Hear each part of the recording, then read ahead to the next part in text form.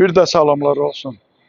Cənab Prezident, mən oldum prezident aparatının qarşısında. Məni yönəltdilər Nərimanova, burada prezidentin qəbul şöbəsinə.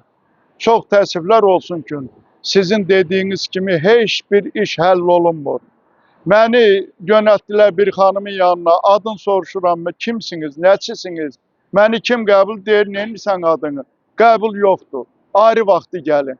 Cənab Prezident, siz dəfələrlə çıxışınızda demişsiniz ki, şəhid ailələrin, qazilərin problemi mənim problemimdir.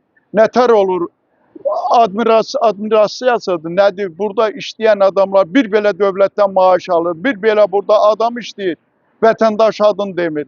Burada nə var ki? Mən sıravi vətəndaş deyiləm, mən bu dövlət yolunda canımı qoymuş bir şəxsəm.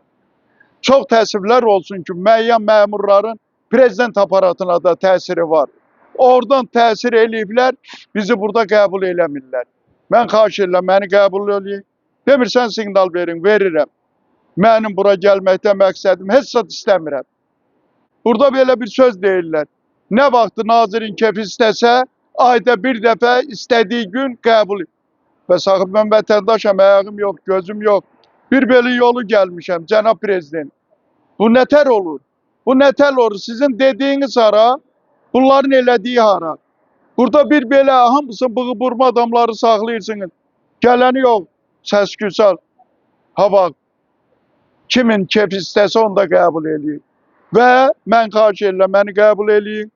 Biz sizin dövləti sevən, vətəndaşı sevənik.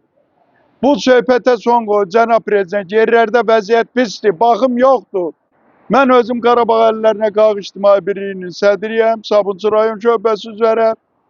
1995-ci ildən mən bu dövlətə sağlığımı vətən yolunda qoymuşam. İndi də bu vətənə xidmət eləmək istəyirəm. Amma çox təəssüflər olsun ki, yerli aliqatorlar prezident aparatına təsir eləyir. Mən xahiş edirəm, məni qəbul edin. Məmmədov Səyyəf Kərayoğlu.